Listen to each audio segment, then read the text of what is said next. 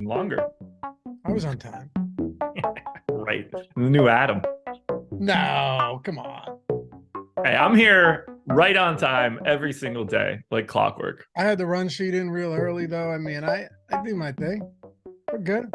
Hey, what's going on, everybody? Good morning and welcome to the NBA Strategy Show presented by Bet365. Yeah, playing games, man. Time to talk about it. We got two today. Going to be a fun one. I'm Dave Loughran at Lafayette_D on the Twitters, joined by Joshua Engleman at Josh Engleman on Twitter. The band is back, man. You could be seeing a lot of this duo heading into the postseason and into the finals. I'm looking forward to it. How you feeling, man? I'm feeling pretty good. I'm happy that all the fake bullshit basketball is gone because I got sick and tired of doing any of it. Like it's really not fun for that final week. And yeah. I mean, you and I are well versed in the NBA playoff discussions. We've been putting in a few shifts. I mean, it just feels like it's always the playoffs. I feel like we just got done doing this. I know. It always feels that way, actually. It always feels the same. It feels like the Philly, it feels like the Phillies were just in the World Series and now they're, out there stinking it up again. But when seasons start and end, it all just, at this point, it just overlaps. But I just feel like you and I are constantly getting drunk during the NBA playoffs. That'll happen again.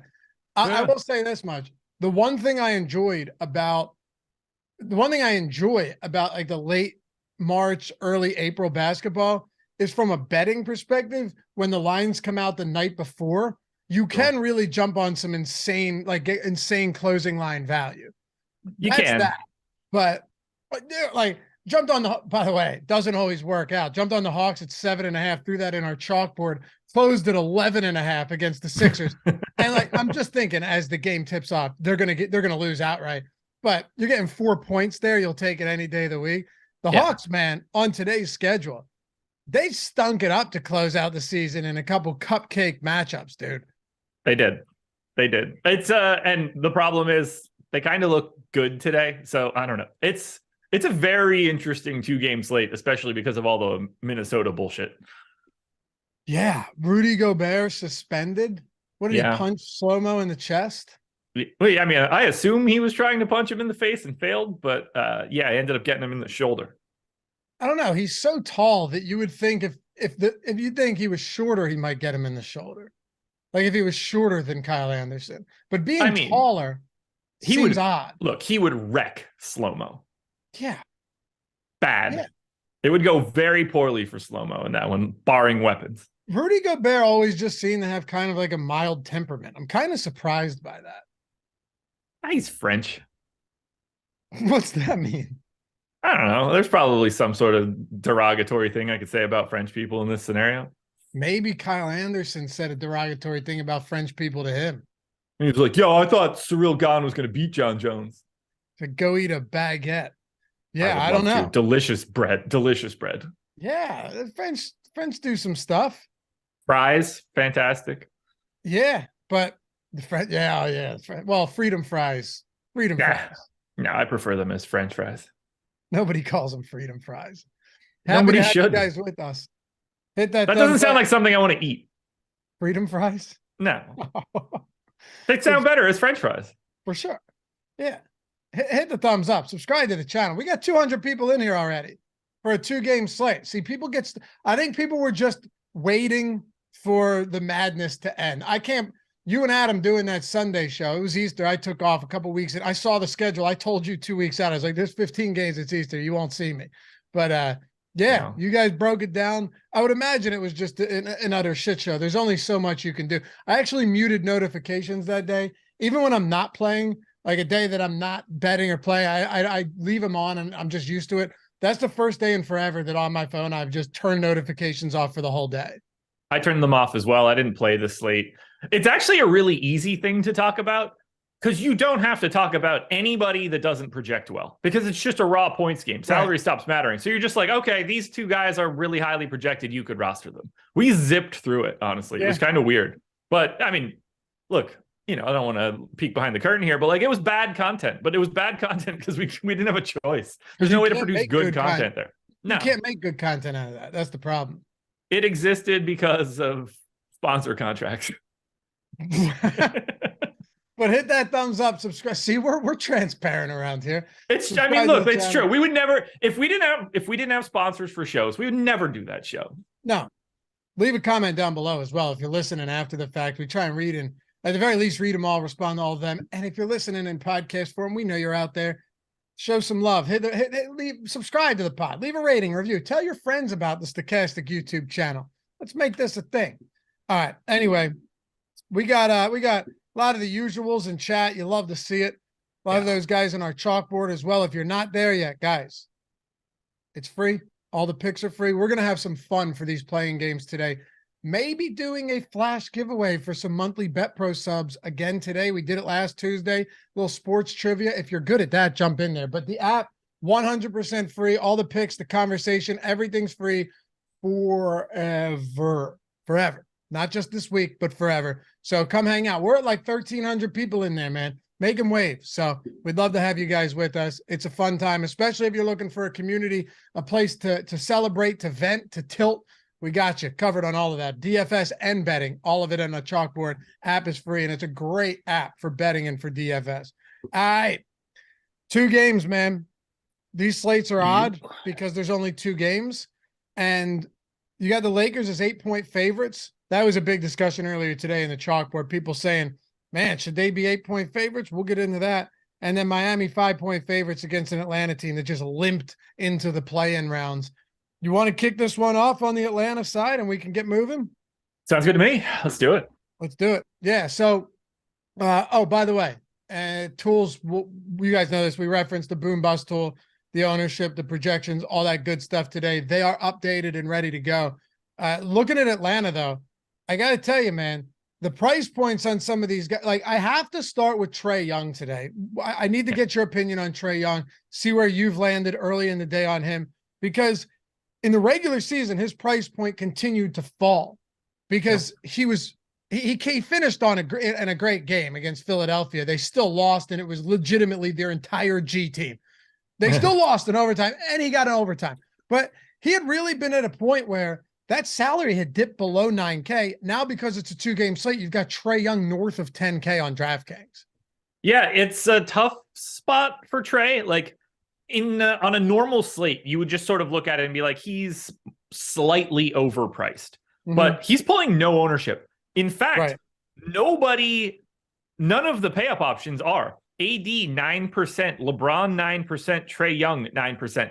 Not sure I totally agree with that, and we are going to dig into that as we move forward with our conversations on the slate. But I like the idea of paying up to be slightly contrarian here for Trae. The reason being, you got to remember that he's not going to be playing the 33, 34 minutes a game that he had been playing down the stretch.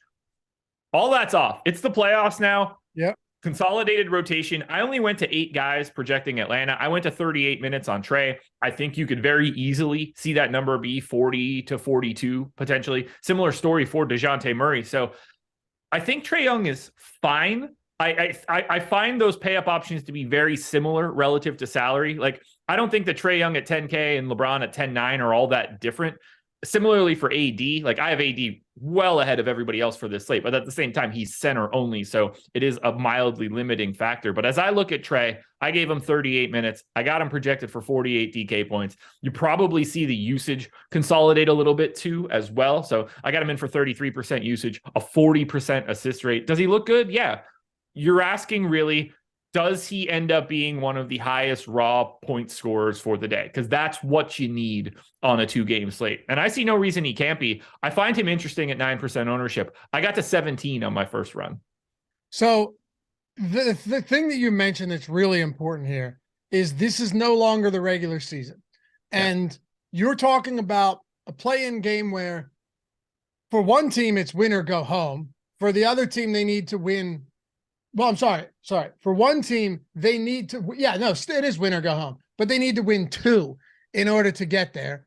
The other one just needs to win 1, but otherwise this could be over before it started, essentially for both of these teams. The Heat at 7, the Raptors I'm sorry. It's the 7 and 10 or 7 and 8 and 9 and 10.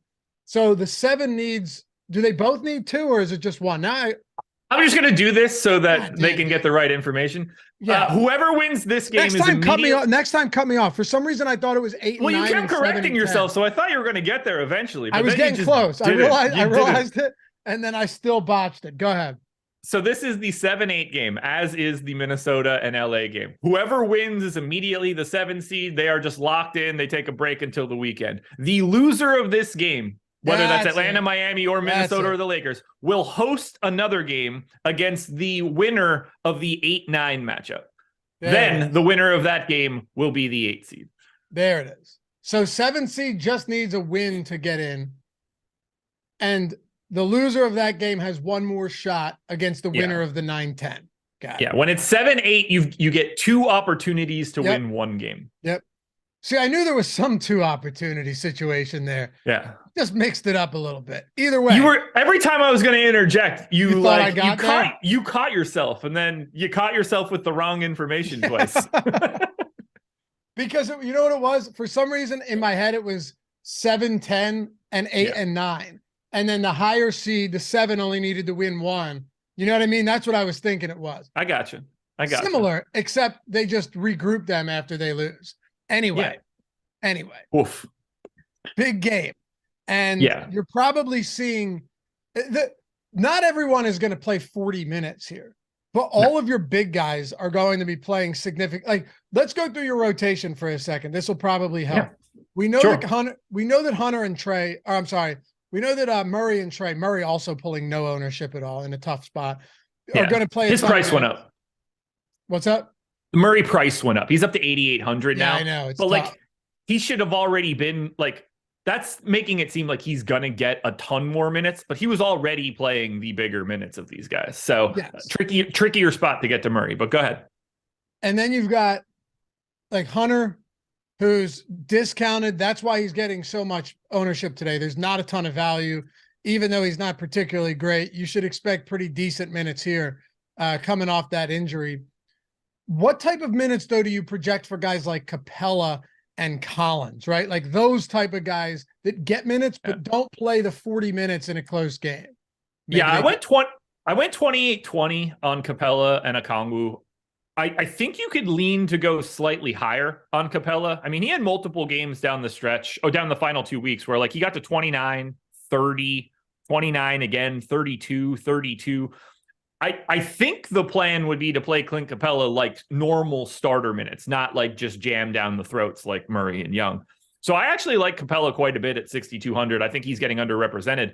On the opposite side, I feel like Okongwu's over-owned. 5,100 center only, 22% ownership. I basically didn't get to him. Now, full caveat here.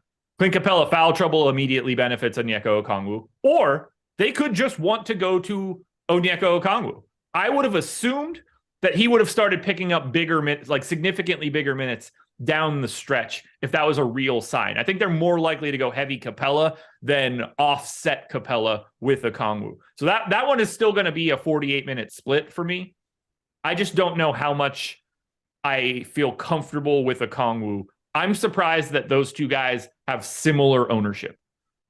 What about Collins? Because if you're just looking at the box score, you're going to get yourself into a little trouble, given that 2 of the last 4 games he played were overtime games, right? Against the Mavs, never should have been an overtime game to begin with. That pissed me off. Had some unders in that one. I don't know if you remember that. That was the JaVale McGee, the Luka inbound with like 0.4 seconds left, and McGee got fouled. Horrible. Yeah. Besides the point. Not good. Played 34 in that, and then 34 against Philly, but also an overtime game. They lost that outright. That's just incredible. But you get what I'm saying here, right? Because aside from that, he had played sub 30 in both of those playoff games in regulation. And the last time he had played 30 minutes in regulation, I'm assuming this was a regulation game, was March 26. He got to 30, but he had been pretty consistently playing high 20s. Do we see Collins get into the 30s today? Because at 5,300, that is kind of interesting. I gave him 30 minutes. I think that's fair. And it's mostly because they don't really have an option behind him. It's not like they're going to be clamoring to get Jalen Johnson minutes in a win-or-go-home game. So I went to 30 for Collins. The only alternative here would be that DeAndre Hunter is able to play more minutes and gets them at the 4. I don't know.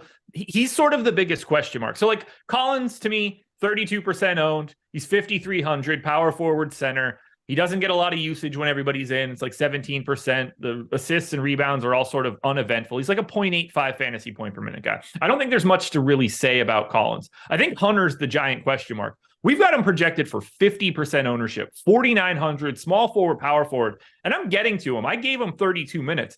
We did see him playing upwards of 39 on Tuesday, March 28th. He then missed the next 4 games and then came back for 2. I just don't know where he's at. He's the guy on this team that's most likely to be able, or like they would want to play 36 or 38 minutes. I just don't know if he can, but he's that linchpin because the more you can play DeAndre Hunter at the 4, if that's a goal, the more you can bump up Bogdan Bogdanovic or Saddiq Bey to step into the 3 spot. Where like right now we have $5,800 Saddiq Bey at 2% ownership. Should he be getting a lot of ownership? Absolutely not. I mean, he barely participates in this team when he's available.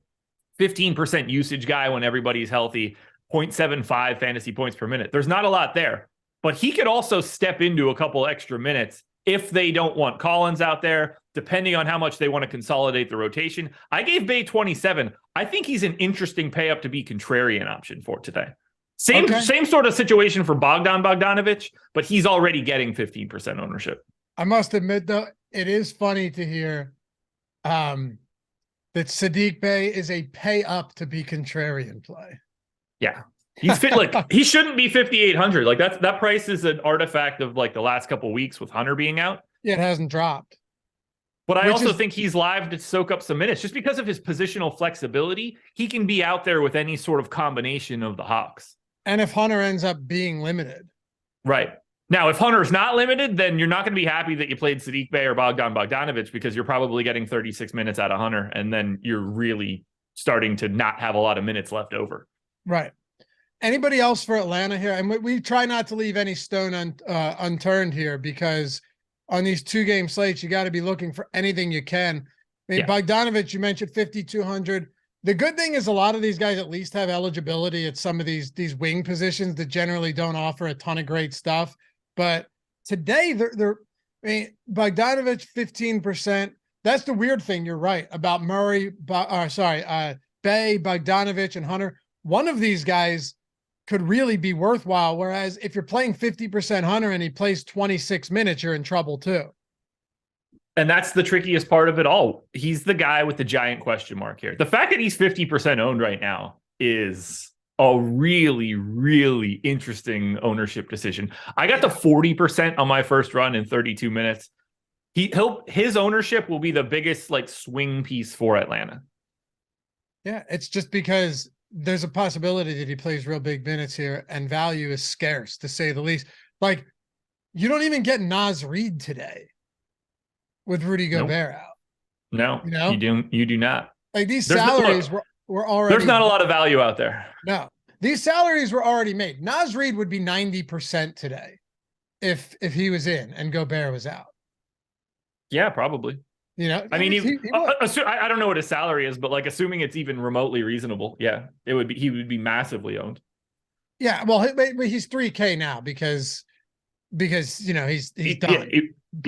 But you get my point. I'm saying like usually when Gobert is out on a 10-game slate, Naz Reid is 60% owned. We don't even have that. We will get to Minnesota though, because that's a super interesting team today. And it's really not often at all. I was actually kind of looking forward to doing this show with you today because it's not often at all that on a 2-game play-in slate, you have any of those oddities, right? Like this is an outlier with Gobert being out, but then pricing already being posted when Gobert was out in a playoff type atmosphere. Very weird. Very weird. We don't normally get situations like this. No. Miami though, Jimmy Butler has been a monster lately. And if you want to just look at like, if you can look at rates and everything, all of the rates over the last month, he's been spectacular. Forget about his last game against Philly. Dude played 29 minutes and was on a tear. They just smoked them. But he's been very, very good recently. 9K is not a bad price point. This is why when I look at, and I know they're different positions, but you still have to pay up for, like, you still are going to live in certain ranges. This is why, despite being in a different position, it's not shocking to see, you know, guys like Trae Young or DeJounte Murray at 10K and then 8,800, a similar price to Butler, getting no ownership because Butler's 9K, much better matchup against a fast-paced team with a good offense that creates, you know, a faster pace for any team, but also a terrible defense. Like, I wasn't shocked to see Butler and Hero getting the ownership they are. Kyle Lowry at 4K pulling 80%. Whew, that's a little something else, but you get what I'm saying with this team today. I do. I mean, getting to the top three guys, the Hero, the Bam, the Butler, that it should go without saying. Hero at 6,800, very easy flexibility. He's got the MPE. He's going to play 36 minutes at a minimum if this is competitive and upwards of 40.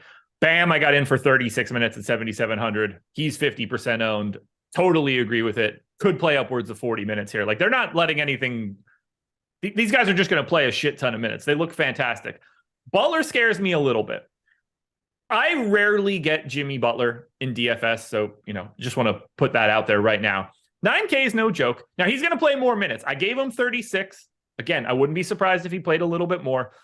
55% ownership feels like a massive, massive number when you start comparing him to the ownership that exists elsewhere.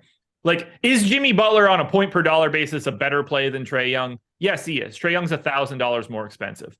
But 56% to 9% ownership. I get that disparity. Like, Trae Young's going to beat Jimmy Butler 60% of the time in scoring. I mean, even if you want to say that it's 50-50, that extra $1,000 isn't worth that disparity in a large field GPP. So do I like Jimmy Butler? Do I think he grades out well? Yeah, absolutely. I think he's the third best Miami option from the top three. But if he's going to be 55% owned, like, that's why I would just rather spend a little bit more money and go to Trae Young, or spend significantly more money and try to get to LeBron in that situation. Even Anthony Edwards is $100 more expensive than Butler and 10% less owned. I love the idea of getting to Jimmy Butler. He's clearly a really good play, but that's the first spot that we've seen today where I'm just like, I think he can make it an ownership pivot there in a GPP. I get what you're saying for sure. I'm not arguing that at all. I also understand why he is popular. Yes, absolutely. Over the last month, 1.32 DraftKings points per minute. And let's not forget, as you astutely pointed out, could play 40 minutes today. Not that Trae Young can't, and not that Trae Young can't rip off 40. I get that too.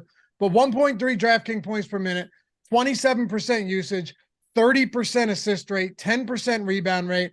He is the do-it-all type of player that, if you get 40 minutes from Butler, he could easily slip into a 60 fantasy point performance in a game like this. Also has that steal upside. So I get it, but I totally get what you're saying, that you might not want to be overweight to the point where you're getting none of these guys who are pulling single digit ownership and also have that 60 fantasy point upside. It just feels like one of those spots where we're starting to find pretty easy ways to be mildly different. Right. And that's sort of what we're looking for on a two gamer. Like, yeah, clearly you can go to Jimmy Butler and you can go to Hero or Bam and grab two of those guys, but like, you're going to have to find a place where there's not a lot of ownership coming in elsewhere.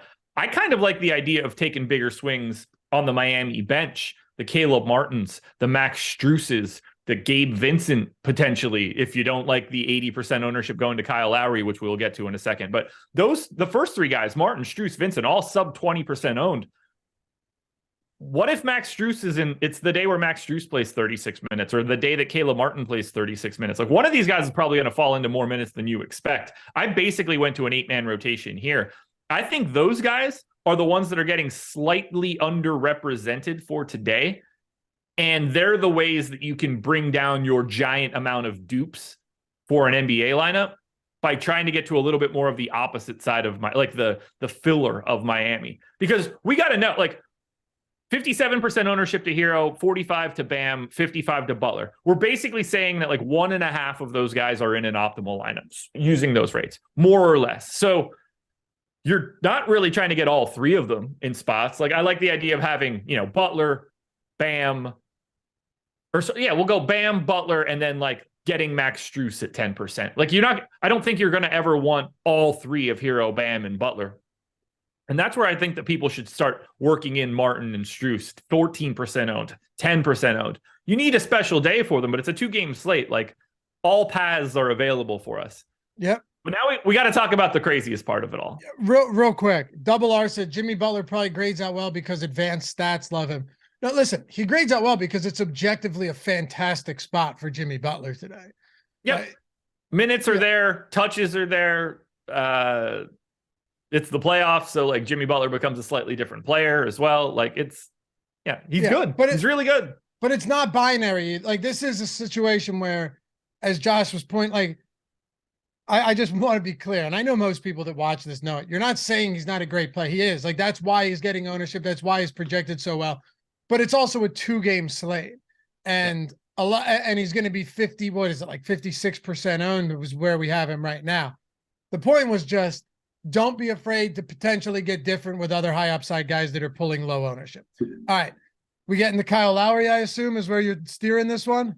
We have to, but I got to be honest, I'm not surprised by it. When I put out the contenders this morning, the number one contender on DraftKings was Kyle Lowry. So I got to 63% on my crunch. I don't have the 80 that we have, but it's just a price thing. Like, we don't have pay down options today. There's only so many ways that you can get any of these guys at the top.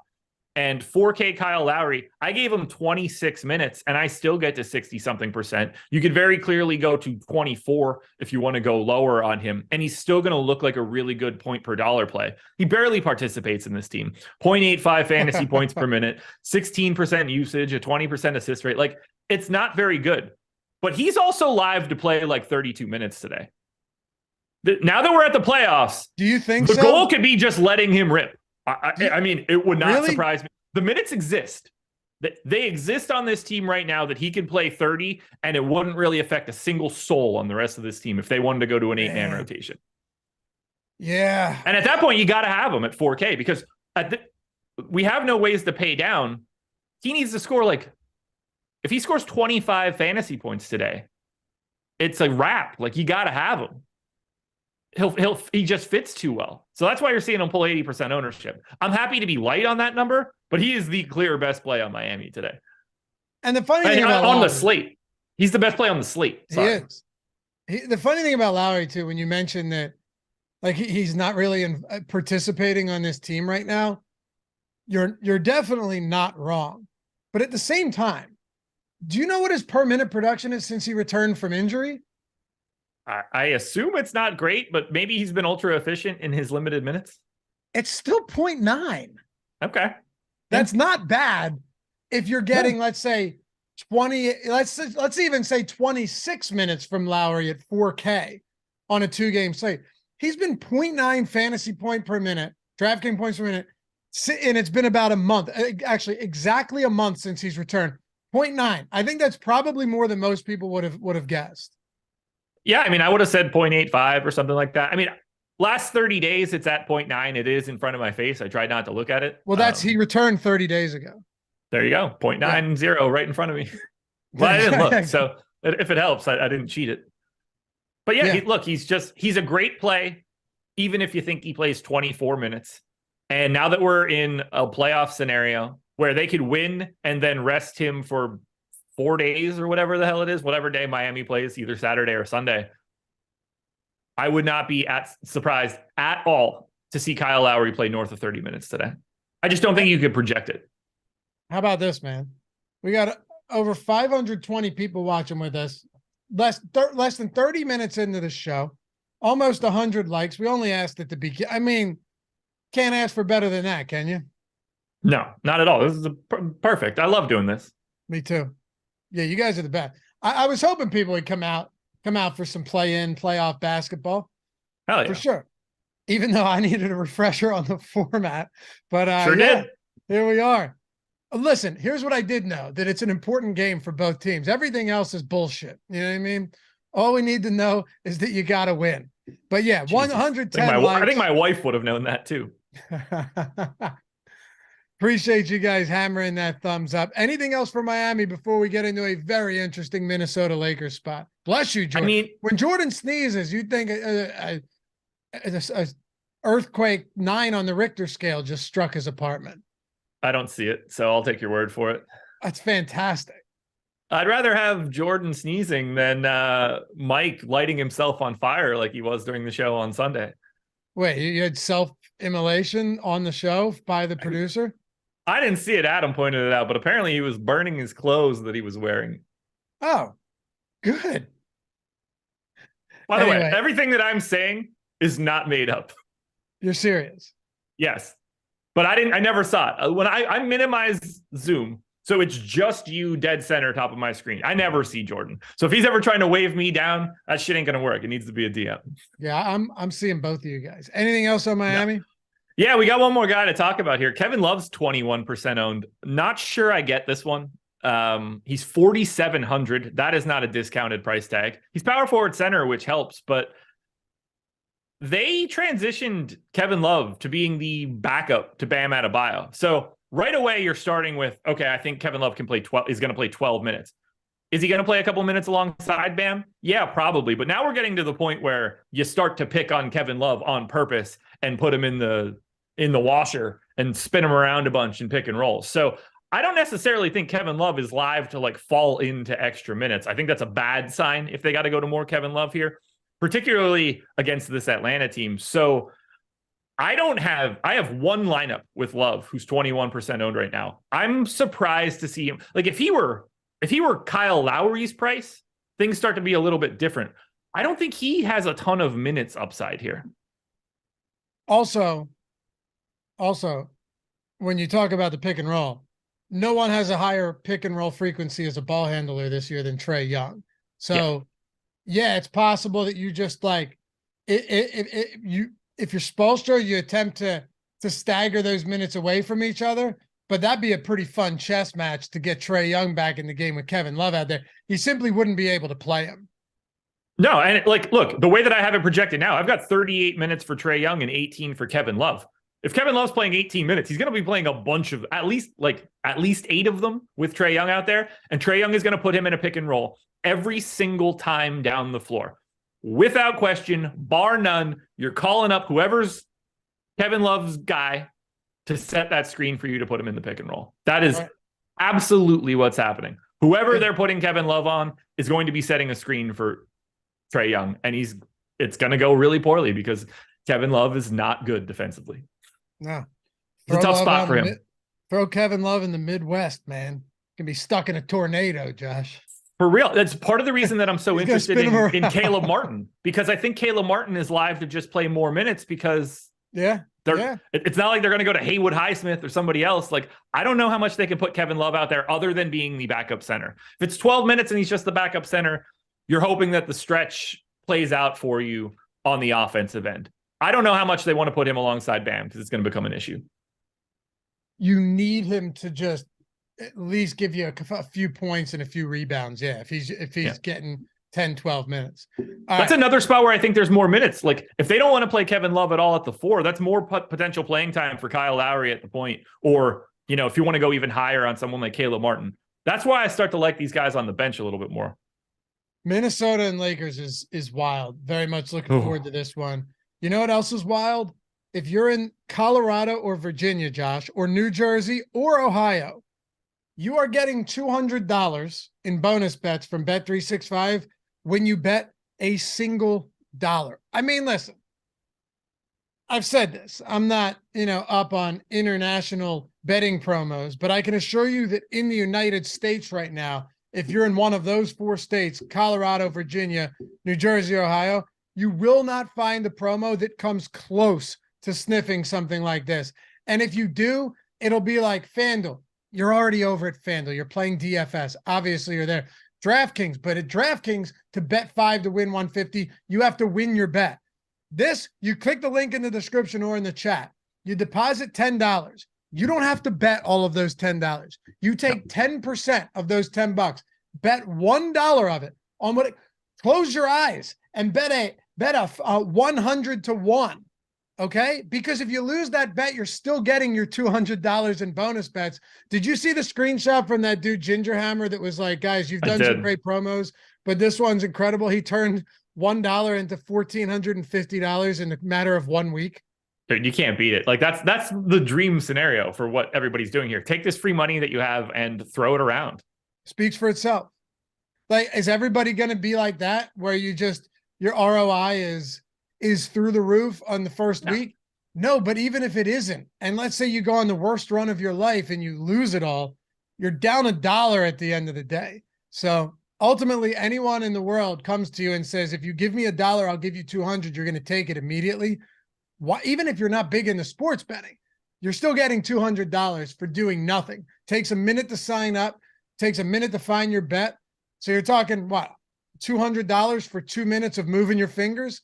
Bet365, man. If you're in New Jersey, Colorado, Virginia, or Ohio. And this will go away soon. They won't do this. They can't do this forever. They're trying to incentivize people to get up. They can't do this forever. $1 into 200, and then use all of our content over at OddsShopper. Use the Bet Pro tool. Use OddsShopper. Use the free content on the YouTube. So yeah, check it out. Check it out. Bet365 if you're in those 4 states. Don't have your friends in neighboring states looking at you and going, you know what? This asshole looked a gift horse in the mouth, Josh. If I were in that state, I would have taken advantage of it.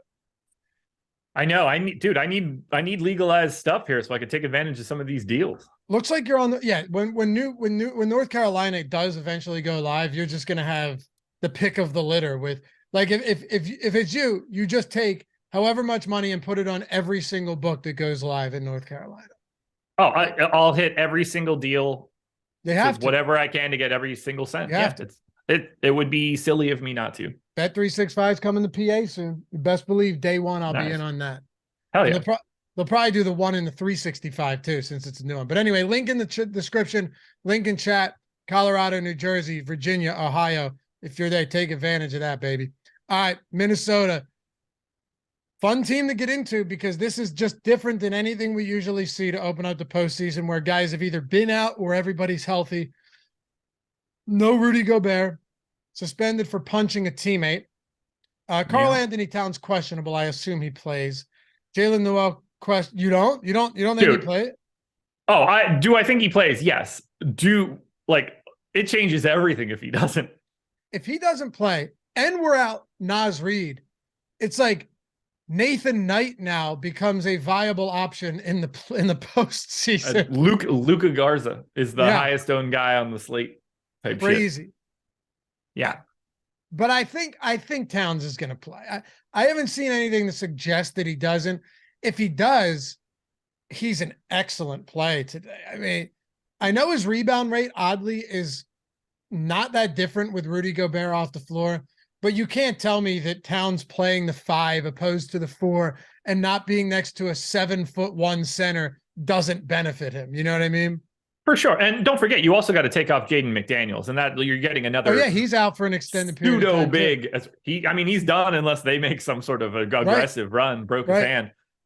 So that's where it starts to open up here. And that's why you're seeing Karl Anthony Towns as the highest owned guy on Minnesota. 8,600 power forward center. So you can play him alongside of Bam in a way to make it a little bit easier. You can move him over to the 4. He's 60% owned and it's warranted. I got to 69%. Nice. 29% usage for Towns with no Gobert, no McDaniels around. 20% assist rate, basically. The rebounding rate does climb a little bit. He's playing at least 36 minutes. I gave him 37 for today. If you want to go slightly lighter, by all means. But again, Minnesota wants to win this game. Not have to play again, get the 7 seed, play Memphis, get Rudy Gobert back. That's all on the table here, but it should be very, very obvious that $8,600 Karl Anthony Towns with 2 starters out, including the one that allows him to play center again, it's just an absolute no-brainer. It is. It's as good as it gets. Is it the best matchup? I mean, it's fine. It's fine. Yeah. Jalen Noel. Right. If Jalen Noel plays, he's 3,300. So no surprise that he's pulling ownership there. That, of course, is given that he's questionable. Really? Also, he hasn't played since March 27th. Dude, I'm going to be honest here. I didn't give him any minutes. Right. So what do we 51% ownership is pretty easy. I didn't play him at all. What do you think the rotation looks like today? Let's just say he's active, right? So Towns and Edwards are going to play a lot. Prince, Anderson's going to play a lot. Conley should play. I don't know. I can't imagine Conley getting up to like 40 here, but but at the same time, that these starters will get a lot of run. Yeah. If Jalen Noel's active, what's left for him? Okay, so here's the path. I'll say what I've done so far. Yeah, map it out for us.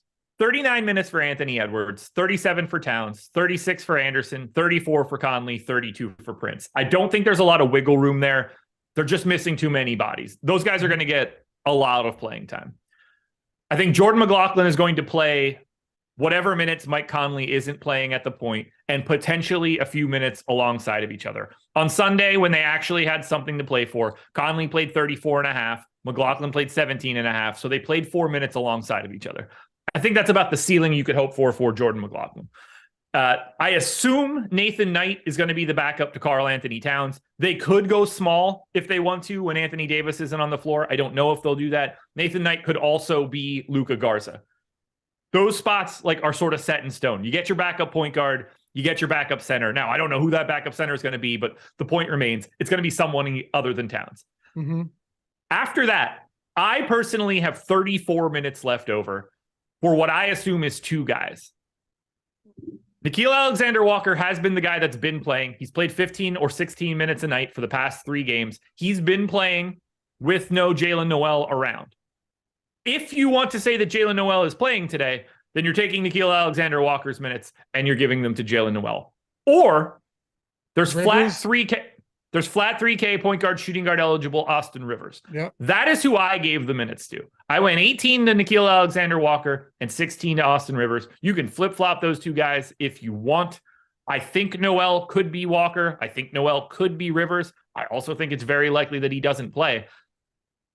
If Jalen Noel is playing at 16 minutes or 18 minutes at his current salary, that's an interesting value play for today.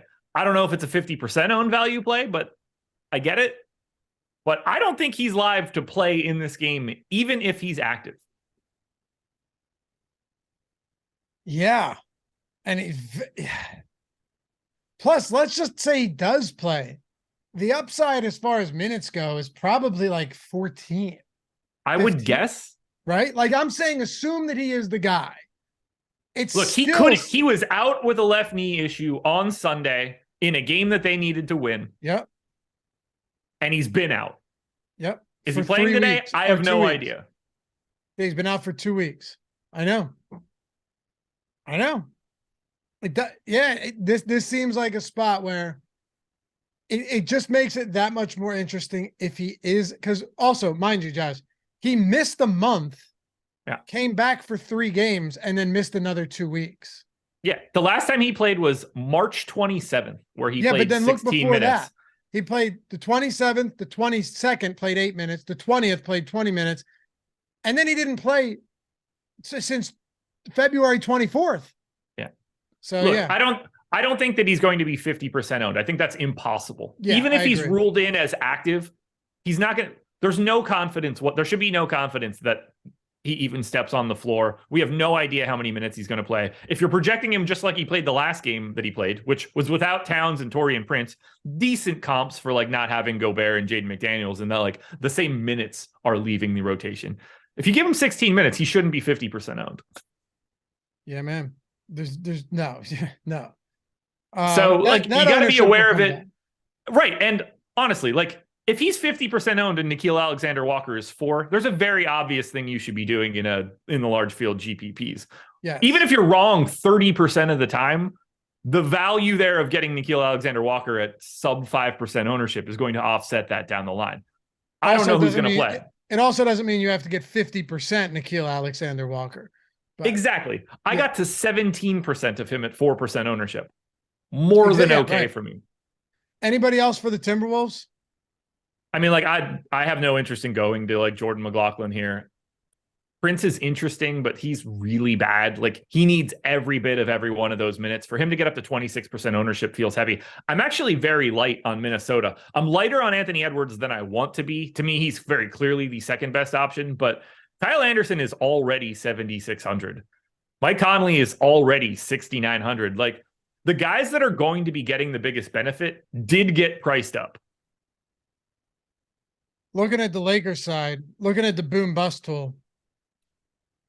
By the way, for those of you guys who are new to the channel, all of our, whatever it is you want, we talk ownership here, boom bust tool, the projections, the lineup generator, the lineup builder, all that stuff, 50% off for the first week or first month, meaning whichever one you decide to go with is 50% off the top. Link is in the description and in chat.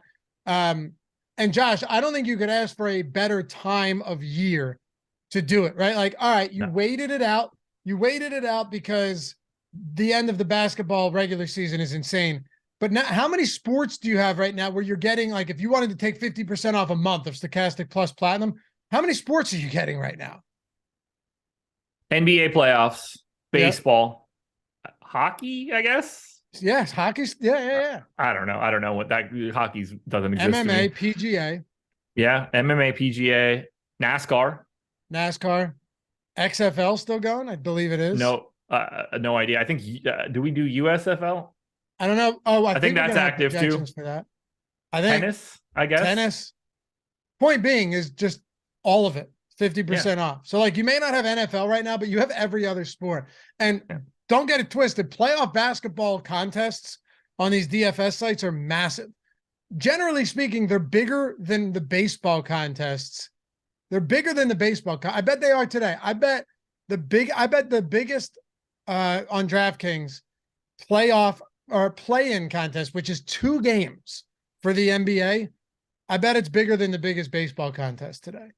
They both are 100K up top. Okay, but that tells you all you need to know, right? Like, $500,000 prize pool for the play-in special on DraftKings. $500,000. It's so actually it is bigger. It's $100,000 bigger in total prizes, and $200,000 bigger in total prizes than the one that's the same price to enter. So yeah, 50% off everything. Lineup generator as well.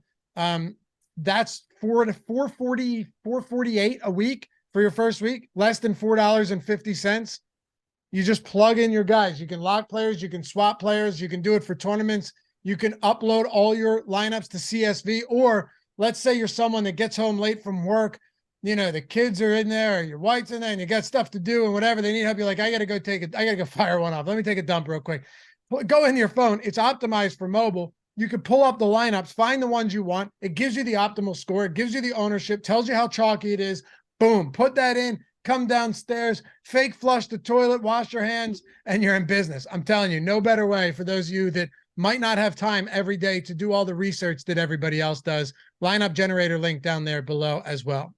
All right. And if you have questions, my DMs are up, and hit me up at Lafayette_D. Happy to answer them to see what's best for you. What do you want to do with the Lakers today, starting at the top with LeBron and Anthony Davis? I mean, this is a fascinating spot. We're seeing so many giant ownership numbers because we don't have pay up options. We're seeing guys like Jalen Noel get 50% ownership. They might not even be active today. And then you get 9% ownership coming to Anthony Davis and 9% ownership coming to LeBron James. And you're just like, well, holy shit. They should starch Minnesota with no Gobert and no McDaniels. I mean, that's their 2 best defensive players. Gone. Get out of there. That said, 11-2 for Anthony Davis, center only. That's a big time price tag when you don't have a lot of ways to pay down. 10-9 for LeBron is a big time price tag when you don't have a lot of ways to pay down. But at 8% ownership, I want to be north there. I got 14% of AD. I got 12 of LeBron. I wouldn't be mad getting more. I went 37 minutes to AD, 36 minutes to LeBron. I could conceivably go to like 37 on LeBron if I needed to.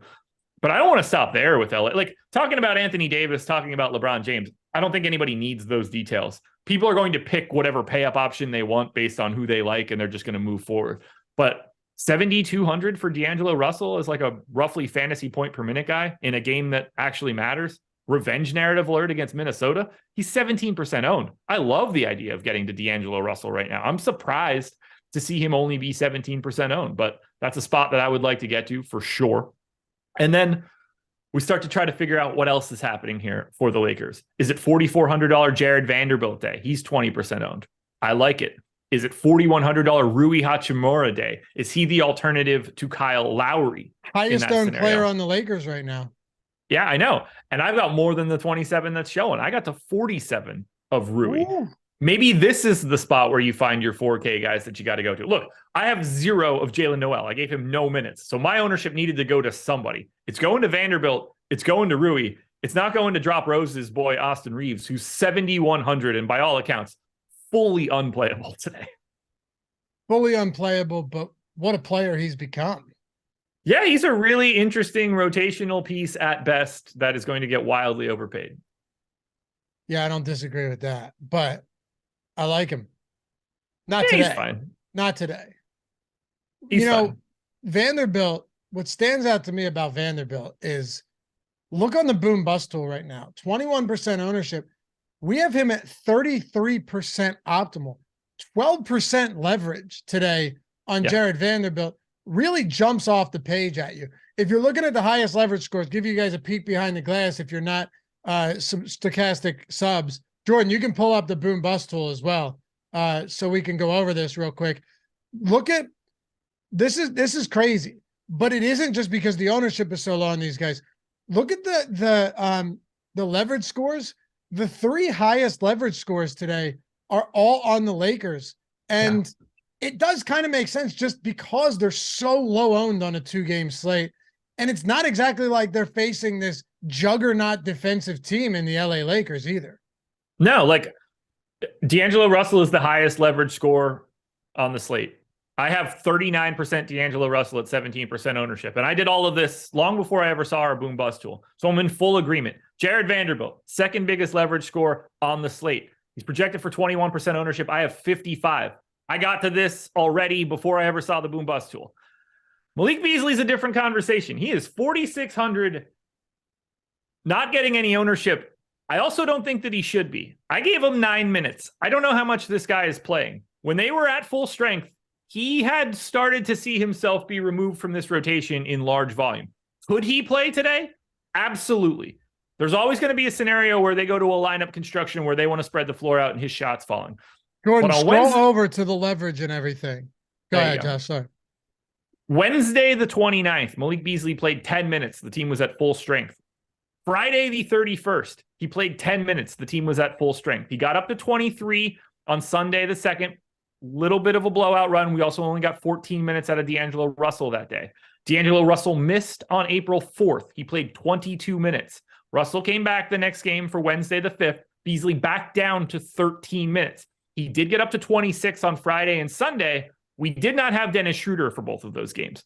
With Schroeder playing in this one, I don't think Malik Beasley is going to be playing all that much. So I understand the idea of taking a shot at him. I look at his leverage score a little bit differently than I do for Jared Vanderbilt and for Russell, because those guys 100% are going to be out there.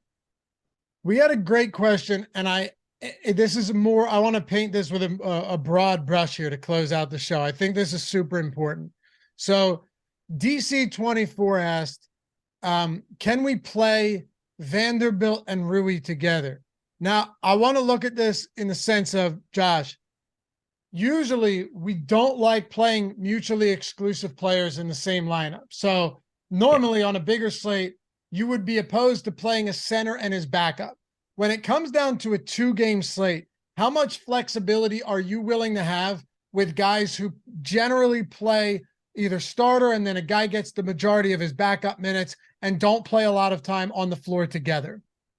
I'm willing to do just about anything on a day like today, right, so long as the prices aren't overly problematic. You need basically 25 fantasy points. You need like 45 combined out of the two of them to feel pretty good about it. I have no issue getting to a lineup with Vanderbilt and Hachimura together. Considering I have 55% Jared Vanderbilt and 47% Rui, I'm quite confident that I have a lot of them right now with both guys. In fact, I'll tell you how many I actually have. Now, do I want like a shit ton of them? No. But you should never limit yourself on a 2-game slate, in my opinion, unless price is a real issue. 34 of the 150 lineups that I built, 23% have Jared Vanderbilt and Rui together.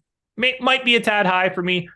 Probably not something that I'm going to make an adjustment for, but you can't just like broad brush things on a 2-game slate, because the final lineups, the highest scoring lineups that you end up getting on a slate like today, they don't know what teams guys are on. These are just numbers that fit together with salaries. Yep. And there's nothing to stop either one of those guys. Like Anthony Davis, aggressive foul trouble or something, and suddenly you're playing Jared Vanderbilt at the 5 and Rui at the 4, and all of a sudden, they play 24 or 25 minutes, and they can play alongside of each other a little bit. That path is out there. I would never discount getting both of them together. Okay. Hey, you can follow Josh at Josh Engleman. Me at Laffy_D. Shout out to Jordan Klein for producing this one. Struggling on that boom bust tool a little bit. My guess is it doesn't fit the screen, right? Yeah, okay. The screen sharing, it has to be fit a certain way. It can be annoying. I figured that's what was going on there. You couldn't just scroll with it larger. You had to zoom out. You couldn't just like. Gotcha. Okay. Anyway, we tried. Man, we hit almost 600 people hanging out with us today. 156 thumbs up. If you're in here and you forgot, it's okay. Atone for your sins. Bow down before the YouTube overlords. Help us out here. Wash yourselves clean of that stench. You'll feel better. Have a great day. And just because you took a single second to click that thumbs up, I can tell you I already did it, and I feel better already. But anyway, you'll see a lot of Josh and myself for the playoffs. Very much looking forward to it. All of this will culminate in probably some NBA Finals live streams, watch-alongs where we imbibe. Yeah, we're going to knock a few back. I'm going to be knocking a few back with my brand new bottle of liquor that I won because the Sixers beat the Cavs in terms of wins for the regular season. I told you you were good there. I agreed. Never really a big sweat. It got a couple games out at one point, but what kind of liquor? I can get up to $100 bottle. So I've been looking around a website that it'll get sent to me. Nice. I might just handle the purchase, take the 100 and go like ultra big, but yeah, okay. Basically buy a $200 bottle at 50% off, one of those type deals. Yeah, I'll tell you the truth though. This is just my opinion. I've drank a decent amount of liquor. You don't really need to go above 100. Like once you get to that like $50, $60, $70 bottle, it's delicious anyway. It's great stuff. You don't really need to go insane. You can, if that's how you're feeling. You don't need to though. I wildly disagree. You would be wrong. No, I mean, like I could look. Obi-Wan just said Henny XO. That would be like my standard. I'm going to get a decent bottle of something. What's that cost? I don't drink Hennessy. 125, something like that. Something in that 100, 125. That is a gigantic step up from getting a VSOP bottle. It's night and day. It's night and day. All right. Just saying. You find some great stuff out there without breaking the bank. What I think I'm going to do. Same effect. They do. There is a thematic element to this that I think I might just take advantage of. The NBA has a partnership with Hennessy and makes a Hennessy bottle that has true. NBA bullshit all over it. So I feel like I should do that. But I'll probably go to like my expectation. And Robosho, if you're watching this, thank you for the liquor. My expectation is that I'm just going to go and treat it like I'm getting 50% off a $200 bottle. That sounds right to me. I'd be cool with that. That makes sense. Yeah. Appreciate you guys. It's going to be a smooth drink. That's for sure. Yeah. Oh yeah. Listen, you got to find stuff that actually creates the least hangover. That's the trick these days. Like whiskey's rough for hangovers. It's all rough nowadays, man. Yeah, you can. It's a volume thing. Bit. You can at least tamp that hangover down a little bit. Is all I'm saying. It's true. I can't. No.